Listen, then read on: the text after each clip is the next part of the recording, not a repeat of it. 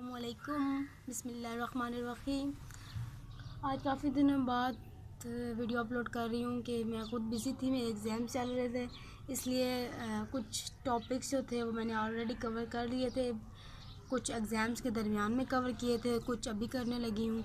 तो chapter number 3 manual therapy, Kaltenborn का chapter number 3 test of function. आज हम वो स्टार्ट करने लगे हैं कि test of functions chapter number 3। इसमें हमने क्या है, टेस्ट ऑफ फंक्शन क्या होता है। तो टेस्ट ऑफ फंक्शन सबसे पहले ये है कि टेस्ट ऑफ फंक्शन वो होते हैं जब हमारे पास कोई भी पेशेंट आता है हमारे पास किसी भी डिसफंक्शन, किसी भी एबनॉर्मलिटी के साथ, तो हम कैसे कौन से ऐसे टेस्ट करेंगे देखने के लिए कि हाँ इस पर्सन के अंदर ये डिसफंक्शन है या ये प्रॉब्लम है या ये किस तरह है, कि कौन से ऐसे टेस्ट हैं जो हम लोग इसमें परफॉर्म करते हैं, जिसमें हम लोगों ने इसमें होता है कि हम लोग ईज़िली कोशिश क्या ईज़िली देख सकें इंसान। सिर्फ जब हमारा पेशेंट एंटर हो हमारे पास तो हम उसको देखें, उसकी सबसे पहले क्या देखनी है कि उसकी नॉर्मल फिज़िकल हालत कैसी है, वो कैसा दिख रहा है, वो किस तरह चल रहा है, वो कि उसमें कभी कभार ये भी होता है कि ऐसे दूर से ही डॉक्टर जो अच्छे प्रैक्टिशनर्स होते हैं, जो अच्छे फिजियोथेरेपिस्ट होते हैं, देखते ही पेशेंट को उनको ये पता चल जाता है कि इस पर्सन के अंदर क्या बीमारी है या इसको क्या हो सकता है। ठीक है, उसके बाद या तो एक उसको देखने से होता है या उसकी बातें सुनने से, वो जो आके बताता है अपनी जितनी भी वो क्या कहते हैं अपनी हिस्ट्री देता है कि मुझे ऐसे है, पास्ट में ऐसे हुआ, फिर इस तरह होता है, मैं सोता हूँ ये होता है, मैं खड़ा होता हूँ ऐसे होता है, ये सब कुछ। इन सब को देखने के बाद हम ऐसे कौन से टेस्ट परफॉर्म करते हैं जिसमें हमें पता चलता है कि इस पर्सन में कौन सा फंक्शन एबनॉर्मल है या कौन सा क्या डिसफंक्शन है, ये कैसे है, ये किस किस्म की बीमारी है या किस किस्म की नेचर क्या है, इसमें क्या कौन से स्ट्रक्चर्स इन्वॉल्व हैं। इसको क्या कहते हैं हम लोग, टेस्ट ऑफ फंक्शन। ठीक है, टेस्ट ऑफ फंक्शन हम लोग क्या करते हैं, टेस्ट ऑफ फंक्शन में हम लोग क्या करते हैं। तो सबसे पहले हम लोग एक्टिव और पैसिव मूवमेंट, ये मैंने सिर्फ और सिर्फ इस पूरे चैप्टर का एक वो दिया हुआ है ताकि आप एक दफ़ा देख लो, क्योंकि अभी हम लोग सिर्फ टेस्ट ऑफ फंक्शन का पढ़ लें। और पेज जो है उसका पेज भी अगर साथ साथ निकाल लें तो पेज उसका फर्स्ट पेज है, I think so third chapter का पेज नंबर फर्स्ट, और 43 पेज नंबर वो है, पेज नंबर 43 है। और इसमें हम लोग क्या करते हैं, इसमें टेस्ट ऑफ फंक्शन हम लोग कैसे करवाते हैं। तो टेस्ट ऑफ फंक्शन हमारे पास बहुत से ऐसे टेस्ट होते हैं, जैसे हम लोग पेशेंट को कहते हैं आप एक्टिव और पैसिव मूवमेंट करवाएं। I am sorry, active passive movement करवाते हैं हम लोग, रोटोरिक मूवमेंट, एंगुलर मूवमेंट करवाते हैं हम लोग कि हमारा जॉइंट हाइपर मोबाइल है, हमारे जॉइंट में कोई मसला तो नहीं है।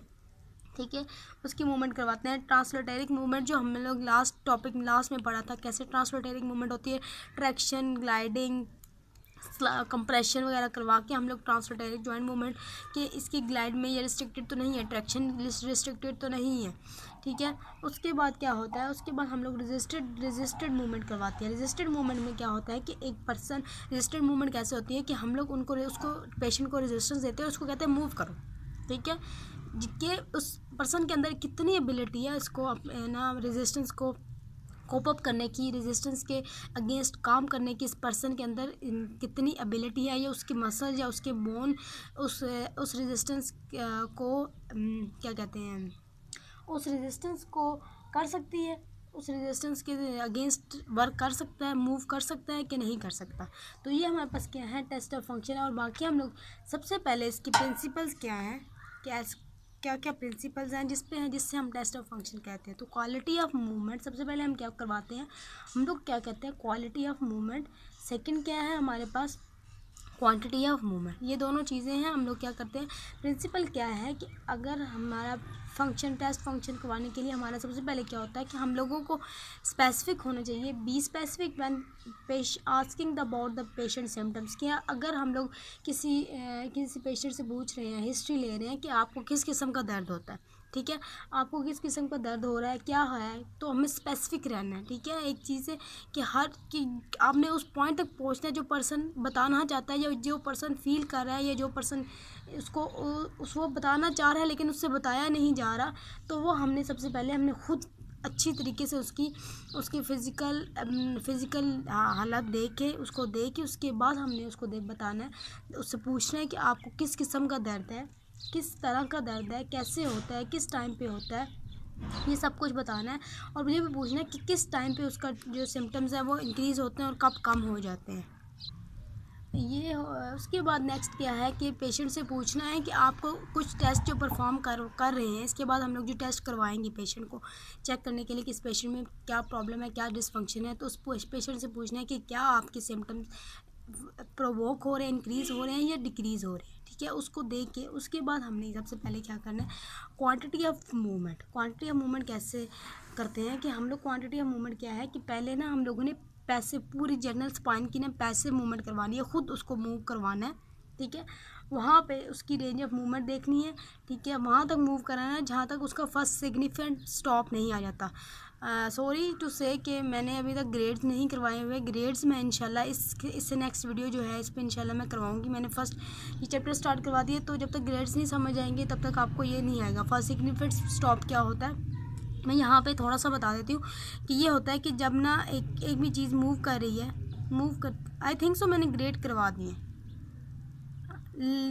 आई थिंक सो कि मैंने, आई एम सॉरी मैं भूल गई, मेरे पेपर्स चल रहे थे एक्चुअली, तो मुझे बिल्कुल नहीं याद रहा कि मैंने क्या ग्रेड्स में सिग्निफिकेंट स्टॉप क्या था। कि हमारे पास क्या था कि एक चीज़ एक कोई भी लिम्ब या कोई भी मूव कर रहा था, एक पॉइंट ऐसा आता है जहाँ पे जाके वो मूवमेंट रिस्ट्रिक्ट हो जाती है, जहाँ पे आगे मूवमेंट, यहाँ पे ऐसा लगता है कि आप अगर कोई भी आपके पास एबनॉर्मल पेशेंट आता है ना, तो उसके ऊपर सिग्निफिकेंट स्टॉप बहुत अच्छी तरह पता चलता है। अगर आपके घर में कोई बंदा कोई भी है, कोई माँ अम्मी है या अब्बू हैं या दादू हैं या कोई भी जिनके कोई भी बोन वगैरह में मसला है, तो आप एक दफ़ा उनको मूवमेंट करा के चेक करें और पालपेट करें। आपको फर्स्ट सिग्निफिकेंट स्टॉप आराम स्कूल से पता चल जाएगा कि जहाँ तक इसकी मूवमेंट हो रही है आगे नहीं हो रही। तो क्या है कि हम लोगों ने सबसे पहले उनको एक passive movement, large passive movement करवानी है, ताकि इजीली उसकी रेंज ऑफ मूवमेंट हमें पता चल जाए कि कहाँ तक मूव हो सकता है और जब तक फर्स्ट सिग्निफिकेंट स्टॉप नहीं आता, आहिस्ता आहिस्ता। फिर हमने स्मॉल पैसिव मूवमेंट भी करवानी है। ठीक है, large passive movement entire spine की होती है, स्मॉल जो होती है वो उसकी होती है। उसके बाद हम लोगों ने क्या करवाना है, रैपिड ऑक्सीलेटरी मूवमेंट करवानी है। ठीक है, स्मॉल मूवमेंट में हम लोगों ने रैपिड ऑक्सीलेटरी मूवमेंट को देखना है। ठीक है, जब आपको पता चल जाए कि कहाँ पे, ठीक है, फिर आपने अगर देखना है ना कि आपका किस जगह पे आपको प्रॉब्लम आ रही है, तो क्या है कि तो ये है, आप क्या करेंगे कि आप लोग केयरफुल एवेल्यूएशन के लिए आराम से मूवमेंट को स्लो मूवमेंट करवाएंगे। आपको पता चलेगा कि आप यहाँ यहाँ पे मसला है, इस स्पाइन की इस पॉइंट पे मसला है, क्योंकि एंटायर स्पाइन पे तो मसला नहीं हो सकता, किसी पे 1 2 3 में 3 स्पाइन में मसला हो सकता है। अब उस उधर से आप लोगों ने एवेल्यूएट करना है, तो आपने स्लोअर मूवमेंट करवानी है और आपको वहाँ से पता चलेगा कि आप इस पर्सन को क्या प्रॉब्लम। उसके बाद हम लोग कैसे रिटोरिंग मूवमेंट, ये क्वांटिटी कैसे मूवमेंट, कुछ डिवाइसेस यूज़ करते हैं और मैनुअल ग्रेडिंग यूज़ करते हैं। डिवाइसेस में आपको लोगों को सबको शुरू से पढ़ रहे हो शुरू से कि कौन कौन सी डिवाइसेज, गोनियोमीटर यूज़ होता है, उसके बाद डिवाइसेस वगैरह जो भी जितनी भी यूज़ होती हैं, और उसके बाद ये सारी क्या है हाइपर मोबिलिटी और हाइपर मोबिलिटी के लिए करवाते हैं। उसके बाद यहाँ पे क्या कहते हैं हाइपर मोबिलिटी और हाइपर मोबिलिटी क्या है। हाइपर मोबिलिटी क्या होती है कि जितनी नॉर्मल मूवमेंट होती है उससे ज़्यादा हो जाए, और हाइपो क्या होती है उससे कम हो जाए। और उसके बाद हमारे पास जो पैथोलॉजिकल फाइंडिंग्स वगैरह वो सारी। उसके बाद हम लोग इनको करने के लिए इनको देखते हैं कि प्रोवोकेशन टेस्ट और एलिविएशन टेस्ट, हाइपोमोबिलिटी, और उसे इंशाल्लाह हम लोग नेक्स्ट पढ़ेंगे। अभी फ़िलहाल हम लोग पढ़ें कि कैसे quality of movement, quantity of movement को असेस करते हैं। उसके बाद हमारे पास मैनुअल ग्रेडिंग है। तो एक ये मैनुअल ग्रेडिंग था रिटोरिंग मूवमेंट का, कि हमारी मैनुअल में ग्रेडिंग दे दी थी कि इतनी ग्रेड में इतनी मूवमेंट यहाँ तक ये होता है। उसके बाद इसी पेज नंबर 45 है केल्टन बोन के 45 में, वहाँ से आपको दिखा देती हूँ। आई होप सो के अच्छा फोकस हो रहा हो। तो मैनुअल का ये देखें, इन्होंने क्या किया था, manual grading quantity of movement हम लोग कह रहे हैं, और क्वांटिटी ऑफ मूवमेंट में हमेशा हाइपर मोबिलिटी एंड हाइपर और हाइपर मोबिलिटी आती है। तो यहाँ पे इन्होंने क्या किया था कि जब यहाँ से गोनियोमेट्री के साथ हम लोग करते हैं, तो जब हमारे पास बिल्कुल मूवमेंट नहीं होती, ज़ीरो मूवमेंट होती है, तो उसको हम लोग कहते हैं नो मूवमेंट। ठीक है, उसके बाद 3 में हाइपर मोबिलिटी, नॉर्मल और हाइपर मोबिलिटी। नॉर्मल 3 में हमेशा नॉर्मल होता है। उसके बाद 1 पे considerable decrease movement, slight decrease movement, normal. उसके बाद slight increase movement, considerable sorry increase movement, and complete instability 6 पे। 0 पे कंप्लीट क्या होता है, कोई मूवमेंट नहीं होती, और यहाँ पे कंप्लीट इंस्टेबिलिटी होती है। उसके बाद नेक्स्ट क्या है हमारे पास, असेस क्वालिटी ऑफ मूवमेंट। तो क्वालिटी हम लोग कैसे फाइंड आउट करते हैं, क्वालिटी हम फाइंड आउट करते हैं किस तरह से, फर्स्ट स्टॉप और एंड फील। फर्स्ट स्टॉप क्या होता है और एंड फील क्या होते हैं, ये भी वीडियो बहुत लंबी हो रही है, लेकिन मैं इसको फर्स्ट स्टॉप और एंड फील तक आपको करवा के जाऊँगी। तो क्वालिटी ऑफ मोमेंट में हम लोग क्या करवाते हैं कि हम लोग पर्सन को, अगर एक पर्सन को देख के उसको फील करके इस पर्सन में क्या प्रॉब्लम है, इसके कहीं भी अल्टरनेशन होती है नॉर्मल से, ज़रा सा स्लाइड सी अल्टरेशन होती है, ज़रा सी चेंजिंग होती है किसी भी मूवमेंट में, ज़रा हम लोग फील कर लें, अगर देख लें तो हमें पता चल जाए कि इसका डायग्नोज क्या है, हमें पता चल जाएगा कि इसका करेक्ट डायग्नोसिस क्या होगा। और ये जब तब होता है जब आप प्रैक्टिस करते हैं, तब आपको पता चलता है कि क्या है, इस पेशेंट को क्या प्रॉब्लम है, ये क्या प्रॉब्लम नहीं है, ये किस तरह देखने से ही पता चल जाता है। तो इसमें हम लोग क्या करते हैं कि बार बार क्या करते हैं, रिपीटेड मूवमेंट करवाते हैं स्पीड के साथ, डिफरेंट स्पीड्स के साथ। और जहाँ पे हमें पता चलता है कि इससे आगे मूवमेंट नहीं हो रही, यहाँ पे रिस्ट्रिक्शन आ रही है, यहाँ पे मसल्स का कुछ मसला है, यहाँ पे बोन का कुछ मसला है, तो इसको कहते हैं हम लोग कैसे इवॉल्व करते हैं, हम quality of movement. Quality of movement में हमारे पास क्या क्या आता है, हमारे पास क्वालिटी ऑफ मूवमेंट में हमारे पास क्या आता है, क्वालिटी ऑफ मूवमेंट जो फर्स्ट स्टॉप, उसके बाद एंड फील और उसके बाद हमारे पास क्या होता है, पैथोलॉजिकल एंड फील। आप साथ साथ बुक खोलें ताकि आपको साथ साथ समझ आ जाए, और आप एक दफ़ा बुक से पढ़ेंगे तो आपको समझ आ जाएगी। तो क्वालिटी फर्स्ट स्टॉप आपको पहले बताया कि फर्स्ट स्टॉप क्या होता है कि एक हम लोग मूवमेंट करवा रहे हैं कहीं भी, वहाँ जाके क्या हो, सिग्निफिकेंट स्टॉप आ जाता है। यहाँ से आगे अगर मूवमेंट बहुत कम होती है, मतलब रिस्ट्रिक्टेड मूवमेंट हो जाती है, इससे आगे हम नॉर्मल भी अगर करवाएं तो एक टाइम आता है जहाँ पे हमारी उससे आगे मूवमेंट नहीं हो सकती। तो इसको हम लोग क्या करते हैं, एक्टिवली और पैसिवली देखते हैं कि एक्टिवली जब मूवमेंट करवाते हैं तब हमें नहीं पता, लेकिन पैसिवली जो है उसमें हमें पता चल जाता है कि इसका फर्स्ट स्टॉप कहाँ पे आता है, कहाँ से आगे वो आगे मूवमेंट नहीं कर सकता। उसके बाद नेक्स्ट हमारे पास क्या है, एंड फील। फर्स्ट स्टॉप के बाद हमारे पास एंड फील आता है। फर्स्ट स्टॉप आया, उसके बाद नेक्स्ट क्या है, एंड फील। फर्स्ट स्टॉप और and feel totally restricted movement, जिसके आगे मूवमेंट बिल्कुल भी नहीं होती। फर्स्ट स्टॉप पे हमें फील हो जाता है कि यहाँ से आगे मूवमेंट नहीं होगी पर फर्स्ट सिग्निफिकेंट स्टॉप में, बट एंड फील क्या होती है, जहाँ पे पेशेंट आगे ज़रा सा भी मूवमेंट नहीं कर सकता, वहाँ पे जो मूवमेंट होती है वहाँ पे बहुत इस तरीके से जैसे डिस्टर्ब मूवमेंट होती है ना। सिग्निफिकेंट स्टॉप और एंड फील के दरमियान में क्या होती है, डिस्टर्ब मूवमेंट होती है। और एंड फील हमारी हमेशा क्या होती है, पैसे मूवमेंट करवाएंगे तो वैसे नहीं, हम लोग जब तक फील नहीं करते, पल्पेट नहीं करते, कंबाइंड पैसे मूवमेंट नहीं करवाएंगे, रेटोरिक मूवमेंट, कंबाइंड पैसे मूवमेंट, ये सारे मूवमेंट हम लोग करवा के एंड फील हमें पता चलती है कौन सी, क्या ये एंड फील नॉर्मल है, फिर हमें पता चलता है क्या ये एंड फील नॉर्मल है या पैथोलॉजिकल एंड फील है। तो अब हमने आगे पढ़ना है कि नॉर्मल एंड फील कौन कौन सी होती है और पैथोलॉजिकल एंड फील क्या कौन कौन सी होती है। तो नॉर्मल एंड फील मैं आपको बुक से करवाऊंगी, आप बेहतर है कि मैं आपको बुक से करवाऊँ, जब तक बुक सामने नहीं होगी। आई थिंक सो कि कुछ स्टूडेंट्स जो हैं वो टोटली बुक से पढ़ते हैं, इसलिए मैं आपको बुक से एक दफ़ा समझा देती हूँ पैथोलॉजिकल, और फिर हम लोग इंशाल्लाह नेक्स्ट जो है आगे जितने भी चीज़ें रहती है, एलिमेंट्स और आगे जितना वो रहते हैं वो पढ़ाते हैं। हर जॉइंट की, इसमें इन्होंने लिखा हुआ है कि हर जॉइंट की ना अपनी अपनी एक एंड फील होती है। हर जॉइंट मूवमेंट की क्या होती है, अपनी अपनी मूवमेंट होती है। वहाँ पे हम लोग क्या करते हैं, टेस्ट करते हैं कि इसकी मूवमेंट कितनी तक कहाँ तक है, और किसकी हर इंडिविजुअल की जो मूवमेंट होती है एंड फील होती है, जो हैवी बल्कि पर्सन होते हैं थोड़े से, उनकी जो फर्स्ट सिग्निफिकेंट स्टॉप है या उनका एंड फील जल्दी आ जाता है एज़ कम्पेयर टू जो लीन होते हैं, लीन पेशेंट होते हैं, जिनके मसल्स बहुत एट्रोफी हुई होती है, उनकी क्या होती है, एंड फील लेट आती है, एंड फील आराम से देर से पता चलती है। लेकिन जो बल्कि पर्सन होते हैं उनकी एंड फील जल्दी आ जाती है because of the mass of the muscles. और उसके बाद नेक्स्ट क्या है, एंड फील हमारे पास कितने टाइप की होती हैं। इसमें soft and feel, firm and feel and hard and feel. तो फॉर सॉफ्ट एंड फील क्या होती है कि जब दो टिश्यूज़ अप्रॉक्सीमेशन होती है, दो टिश्यूज़ की अप्रॉक्सीमेशन, तो क्या होता है, उसको क्या कहते हैं, सॉफ्ट एंड फील। ठीक है, सॉफ्ट एंड फील बिल्कुल सॉफ्ट करके हमें पता चलता है कि यहाँ पे दो टिश्यू की अप्रॉक्सीमेशन हुई है, तो वो क्या है, हमारे पास सॉफ्ट एंड फील है। तो नी फ्लेक्शन में हमारे पास दो टिश्यू की अप्रॉक्सीमेशन होती है मसल्स की, तो वो क्या होता है कि क्या सॉफ्ट एंड फील। लेकिन जो हमारे पास स्पाइन है वहाँ पे कोई भी सॉफ्ट एंड फील क्यों नहीं होती, क्योंकि वहाँ पे सारे बोन्स के दरमियान में दो बोन्स है ना, तो वो उनकी वो ऐसे दो अप्रॉक्सीमेशन और वो होती है, इसलिए स्पाइन में soft and feel. Firm and feel क्या होती है, फर्म एंड फील होती है दो character and firm and feel capsular ligament, capsular और लिगामेंट स्ट्रेचिंग जब होते हैं, लिगामेंट स्ट्रेच जब होते हैं तब उनको क्या कहते हैं हम लोग फर्म एंड फील कहते हैं। लिगामेंट स्ट्रेच जब होते हैं, जैसे medial lateral rotation of the humerus and femur, generally spinal flexion and spinal couple movement. जो इतने भी ह्यूमरस और फीमर की जब लेटरल रोटेशन, मीडियल या लेटरल रोटेशन होती है तो उसको क्या कहते हैं, वो हमारे पास वहाँ पे कहते हैं फर्म एंड फील होती है। अगर normal capsular end feel less firm है तो उसको फर्म नेगेटिव, और normal ligamentous end feel more firm है वो उसको कहते हैं पॉजिटिव कहते हैं। उसके बाद क्या है हार्ड एंड फील।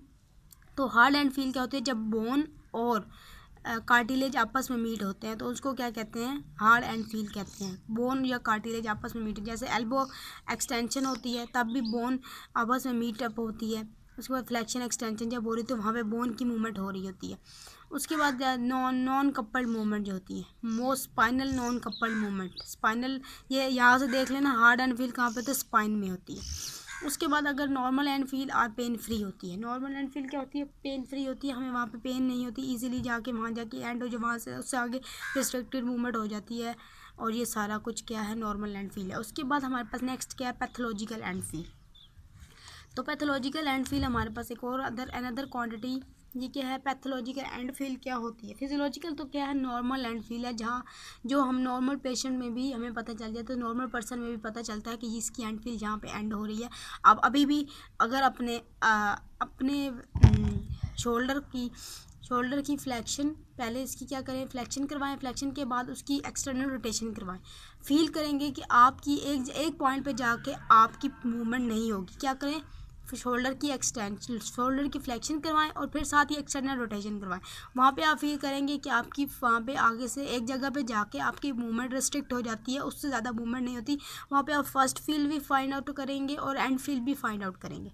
उसके बाद हमारे पास क्या है, पैथोलॉजिकल एंड फील है। पैथोलॉजिकल एंड फील क्या होता है कि पैथोलॉजिकल एंड फील वो होता है, इन्होंने पैथोलॉजिकल एंड फील क्या होता है कि हम लोगों ने जॉइंट को टेस्ट करने के लिए पैथोलॉजिकल एंड फील को किया है कि ये क्या होता है, जब भी कोई भी मसल्स में कोई भी मसल्स वगैरह या कोई भी उसमें किसी भी उसमें क्या होता है, पेशेंट में मसल्स या बोन कोई भी डिफॉर्मिटी है या प्रॉब्लम है, तो वो पर्सन क्या होता है कि अपनी जैसे ही वो कर रहा होता है नेक्स्ट ये वो अपनी मूवमेंट को या कंप्लीट नहीं कर सकता, उसको क्या कहते हैं, पैथोलॉजिकल एंड फील कहते हैं। ऐसे करते हैं कुछ पेशेंट ना दर्द होने की वजह से कि हमारे ना बहुत दर्द हो रही है, हमसे मूवमेंट नहीं हो रही, तो वहीं पर छोड़ देते हैं, उनको क्या कहते हैं, वो पैथोलॉजिकल एंड फील है। उसकी एंड फील हमें पता ही नहीं चलती कि कहाँ पे एंड फील है।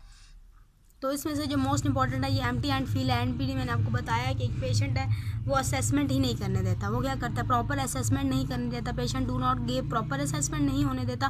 वो क्या करता है, एक पेशेंट उनके ना मसल गार्डनिंग, मसल जो होंगे वो ही मूव नहीं करने देंगे, वो भी दरमियान में मूव, हम कहेंगे कि आप मूव करें, बट वो क्या करेगा, दरमियान में डिसकॉन्टिन्यू कर देगा, तो वो हमें एंड फील नहीं पता चलती। इसको क्या कहते हैं हम लोग, एम्प्टी एंड फील कहते हैं। और ये हमारे पास था कि हाउ टू टेस्ट फंक्शन कैसे होते हैं, उसके हमने प्रिंसिपल पढ़े हैं, प्रिंसिपल ऑफ टेस्ट फंक्शन। और नेक्स्ट हम लोग इंशाल्लाह पढ़ेंगे एलिमेंट्स क्या हैं। उसके बाद हम लोग नेक्स्ट हमारा जो है वो एलिमेंट्स है। उसके बाद दूसरे मूवमेंट वगैरह जितनी भी हैं वो किस तरह होती है, एलिमेंट्स जितने भी हैं टेस्ट ऑफ फंक्शन के, वो हम लोग कैसे कैसे टेस्ट ऑफ फंक्शन परफॉर्म करवाते हैं। तो आज के लिए इतना ही था, principle of test of function. अगर किसी को कुछ समझ नहीं आया और अगर कोई चाहता है कि बुक से पढ़ाया जाए तो वो काइंडली मुझे एक दफ़ा बता दें, क्योंकि नेक्स्ट अब मैंने जितने भी हैं मैंने मैनुअल के इंशाल्लाह ये वाली मैनुअल की गैल्टन बॉन्ड को कंप्लीट करना है। तो काइंडली अगर किसी को भी जहाँ से पढ़ना है, जिस तरह भी पढ़ना है मुझे बता दें, ताकि मैं जितने ज़्यादा मैसेजेस जिस तरह के होंगे वैसे ही पढ़ाऊँगी। और जिसको नहीं समझ आई तो काइंडली मुझे काइंडली कमेंट बॉक्स में बता दें, ताकि अगर कोई भी इम्प्रूवमेंट या कुछ भी चाहिए और तो आप ताकि मैं आपको बता सकूं। जज़ाकल्लाह खैर, दुआओं में याद रखिएगा। और वीडियो अच्छी लगी तो लाइक शेयर सब्सक्राइब ज़रूर कर दें।